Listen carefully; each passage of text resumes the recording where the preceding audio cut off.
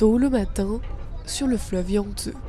Déjà, les porteurs sont à l'œuvre, transportant leurs lourdes charges de l'autre côté de la rive. Ils grimpent encore et encore jusqu'au gratte-ciel bien au-dessus d'eux. Bienvenue à Chongqing, métropole discrète et pourtant en plein développement. Retenez bien ce nom, cette ville de 32 millions d'habitants du sud-est de la Chine compte faire parler d'elle et elle pourrait y parvenir. Né à Chongqing il y a 80 ans, ce retraité a du mal à reconnaître sa ville natale. Le développement a été très rapide ces 2-3 dernières années, sur tous les plans.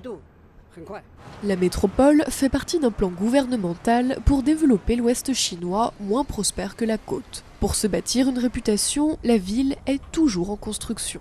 Partout se dressent des immeubles, des grues et, toujours en bruit de fond, le son des marteaux-piqueurs. Les moyens de transport se développent également à toute vitesse. Autoroutes, chemins de fer, téléphériques, tous les chemins mènent à Chongqing. Et ce n'est pas fini, les autorités comptent construire 3000 km de rails et d'autoroutes supplémentaires dans les 5 prochaines années. Sur le plan géographique, Chongqing est un lieu entre le centre et l'ouest de la Chine.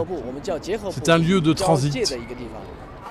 Attirés par ce marché en plein développement, les investisseurs viennent en masse. La marque automobile Ford a déjà une usine à Chongqing, 3 autres sont en construction.